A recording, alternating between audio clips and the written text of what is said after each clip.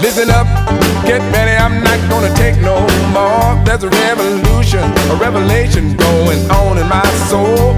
Buckle up, get ready, we're not gonna say. Don and I have known each other probably since around 1968 when he was head of the mobilization during the Democratic Convention. He's run a lot of campaigns. He's written a lot of articles. He's been a regular on this show almost monthly since 2016, when all of us predicted an election to go a different way than it did.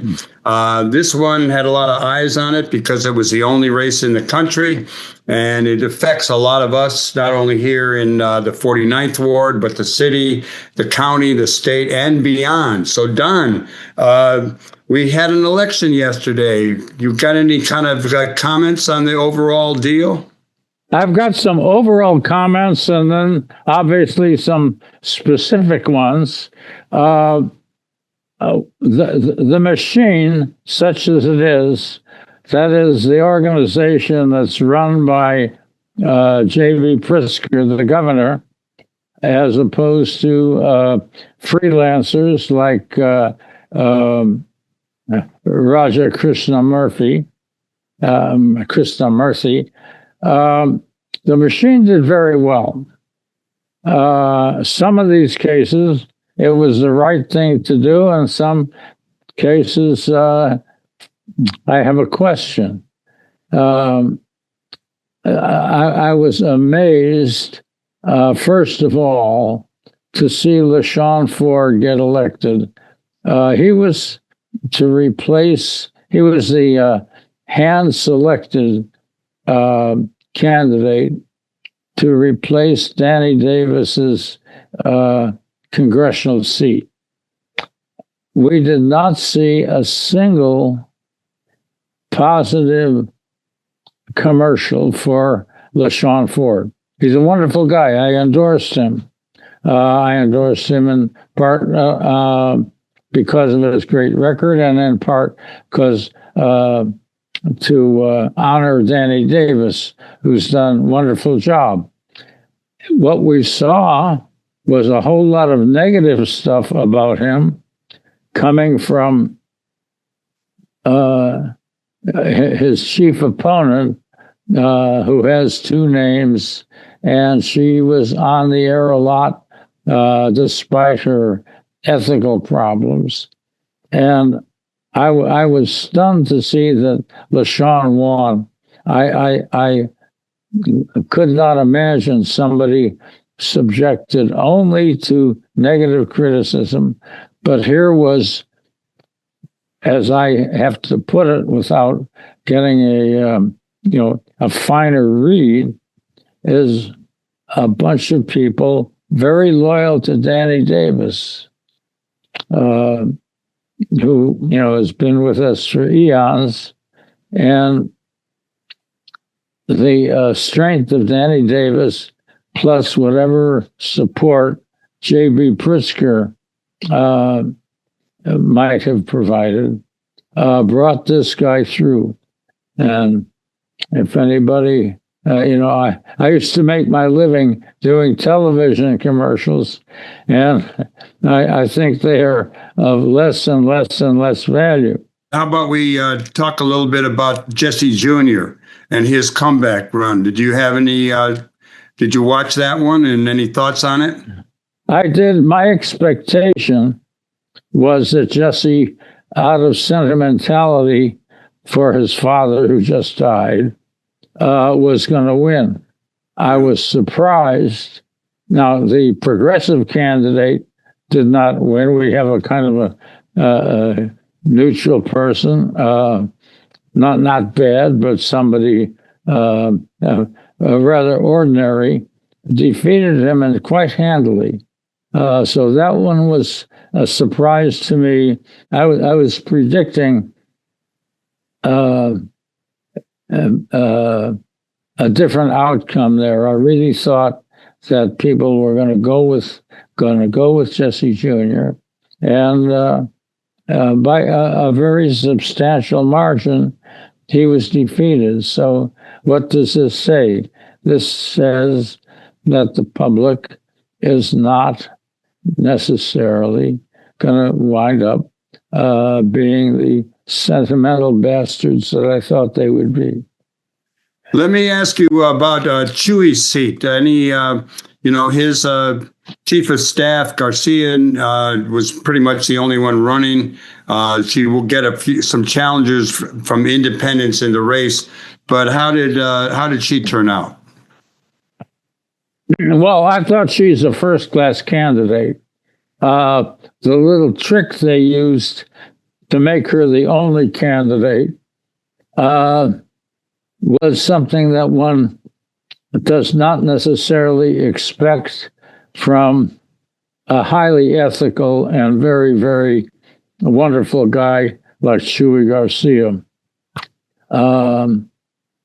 I guess I had to say I forgive him for using this little trick, that is dropping out at the last minute and leaving room only for her to come in the race.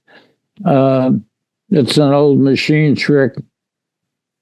I suppose one can say if the machine does it, why can't we? And it's not nice, but Chuy has got such a wonderful record behind him that I'm certainly willing to forgive the trick. And I must say, Patty Garcia, who is no relative of Chuy's, Patty is probably one of the best qualified candidates, and she should have been able to win hands down against any 10 people you can think of. There was a lot of talk and a lot of money on the airwaves with this woman, Kat, the influencer, coming into the 9th Congressional District, our home district for both you and I, and I'm not sure about you, but... Very close, next door. Jan Schakowsky, our friend and longtime congressperson, decided not to run. Over 15 people got in the race. We had Kat coming in. We had Laura Fine getting a lot of APAC money. And we had Daniel Biss as well as Mike Simmons. What's your take on that race? There's some talk that Kat basically split the progressive vote. There's also some talk about who's a progressive and who's not, but I think we had a number of progressive candidates, not only Kat, but certainly Daniel Biss and Mike Simmons, and probably a few others. What's your general take on that race and the money involved and the outcome, et cetera? Well, I didn't like this woman dropping in out of nowhere. She had never lived in Illinois, let alone in Chicago, and she decided to run against Jan. Well, Jan dropped out soon afterward, but I resented the idea seriously, no matter what her politics, of someone deciding to run in with no roots in a community. So I was interested in whether she could be beaten, because there is also a move toward younger people. As it turned out, she had a lot of early money. She ran a good race, and it wasn't good enough. I think from the beginning, if you just looked at the batch of candidates, and Daniel Biss looked like the logical winner, just from his position. He's been around a lot. He's a progressive. He's the mayor of Evanston. I know there's some personality issues with him, but I think the table was set for him all the way along, although this woman, Kat, did give her a scare. Now, there was also a third candidate come in, also generally progressive, Laura Fine, also Jewish. I mean, there was this Jewish issue going on there. The district has been represented by Jewish candidates for 40 or 50 years. And I think a lot of people look forward to that tradition.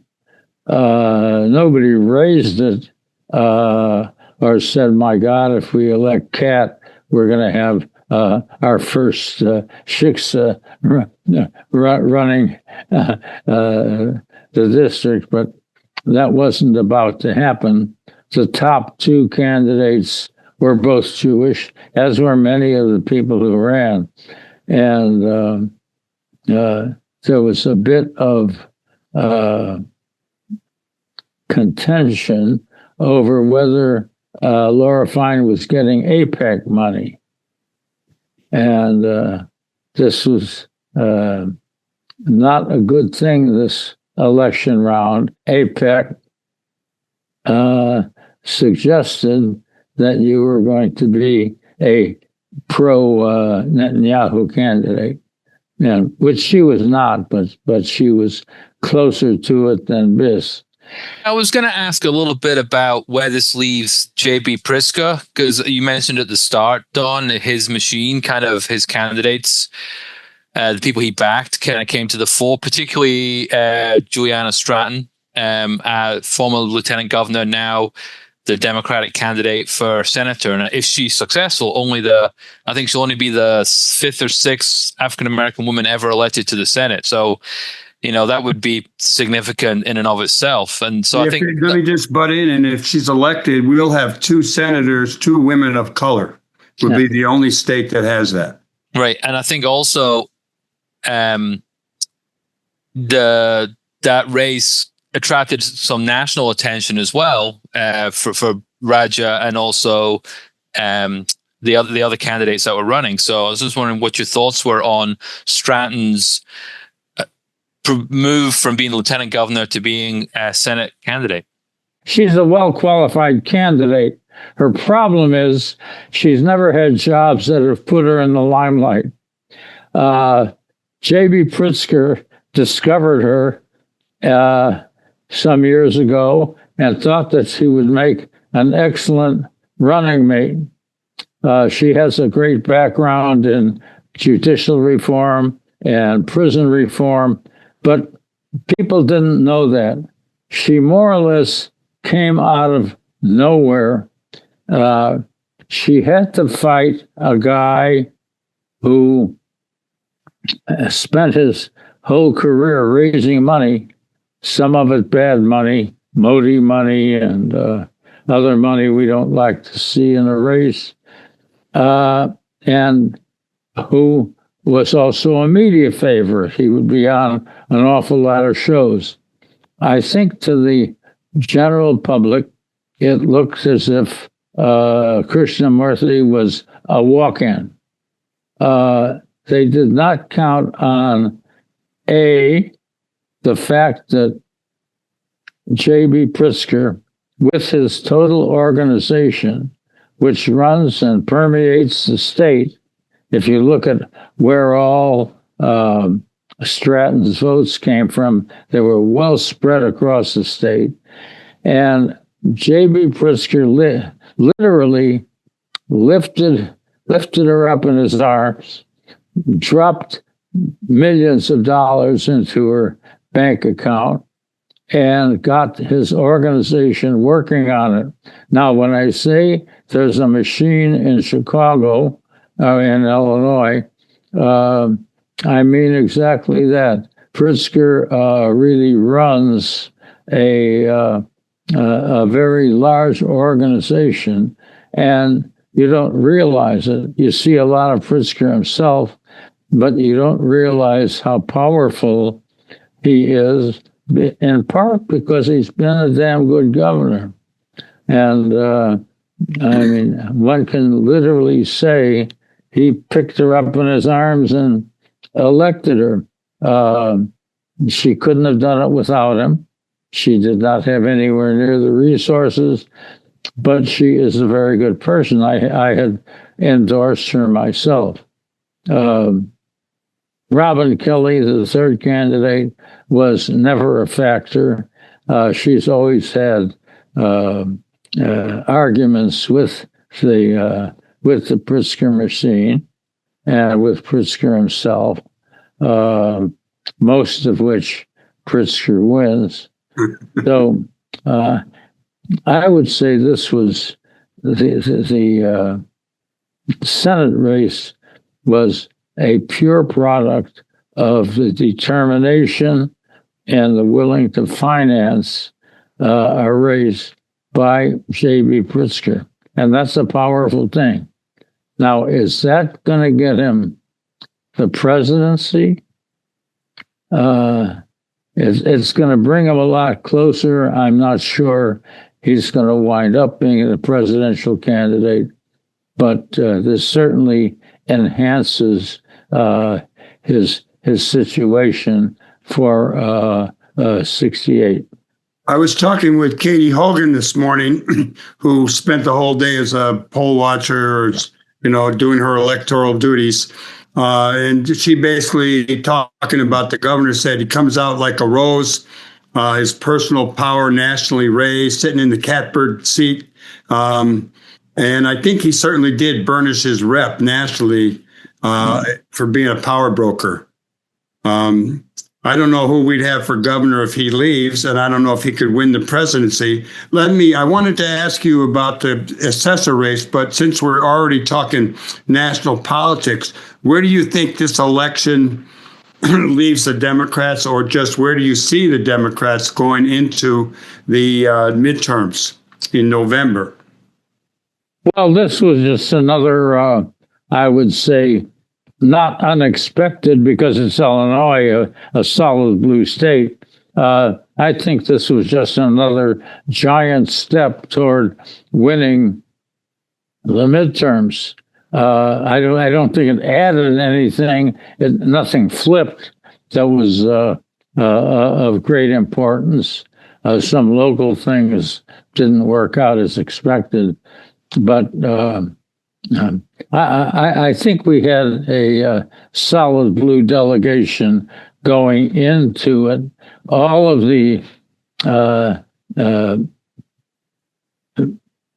Congress people who chose not to run were replaced by good, strong, anti-ICE progressive Democrats. Where do you count Melissa Bean in that? She's making a comeback. Is she an exception, or will she be progressive? Well, I think she was progressive before. Remember, she more or less sacrificed herself to vote for Obamacare when Obamacare was not a popular thing. And she was defeated by an anti-Obamacare candidate who, in the meantime, himself has flipped. So while she's not what would we call a woke progressive, I don't like that word, but I would say we don't have anything to worry about her supporting all the progressive issues that are come up that we have in the next couple of months, and hopefully eventually take over the House.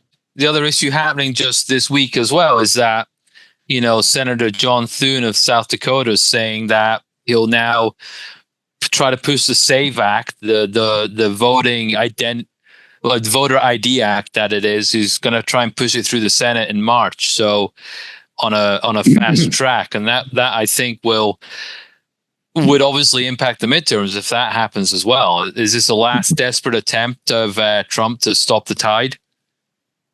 That is a very dangerous act, and that could harm us. That's the one thing. I don't think it's going to get through. I think they're going to require 60 votes in order to do it, and I don't think they'll get 60 votes. But if that should go through, that could upend all of our wonderful plans for taking over the House. For our retirement. That one scares the hell out of me. Yeah. Well, I'm going to go back to the local elections, and we've had a reformer as the assessor for the last couple of elections, Fritz Cahey. And I know that property owners and building owners and developers have not liked him. And this guy Hines, who is a relative of Tom Hines, who ran as an independent against our favorite Harold Washington, he got the backing of the local Democratic Party. I don't know if that's considered part of the Pritzker machine or if it's a remnant of its own deal. But we had Cahey lose to Hines. And I'm always kind of amazed how the taxpayers blame the assessor when it has to do with what's going on downtown. And this Board of Tax Appeals, which, we had Juanita Irizarry on the show last week, and she would be a very progressive person on that Board of Appeals. But that's one of the more tragic losses of this election. Yeah. So what's your take on the whole thing with Cahey and Hines and the Board of Review? Well, you may remember I was tempted to endorse Cahey, and I decided not to because he's had 2 terms now to prove that he is not only a progressive, but competent. And in 2 terms, that place is still a mess. Inside inspections that I've had access to show, in effect, they don't know what the hell they're doing still. And I did not endorse Cahey. I did not endorse his opponent. That was one of those rare times I said, I can't endorse either one. So I'm not heartbroken about it, but I suppose a lot of people will still have preferred Cahey because he is somewhat of an outsider, and we do not know what his opponent will turn out to be. So this is a terrible shrug on my part and maybe an abdication of responsibility. I think no one's ever happy with the property tax assessment, right? Well, of course. And everybody wants to be treated fairly, and nobody knows what fairly is. Right. Yeah. Don, we've got 1 minute left. Do you want to give any words of inspiration, any more analysis, any observations? Well, to me, this is another step forward. I'm delighted that Stratton won. I had problems that were difficult with Krishnamurthy, and so my lead on a couple of columns ago was Stratton for Senate, and I want to celebrate that one today. Well, this has been good, Don, and we'll have you on next month, I'm sure. Keep your health up. As an aging guy myself, I know you got to work on it all the time. And it's great to have you here.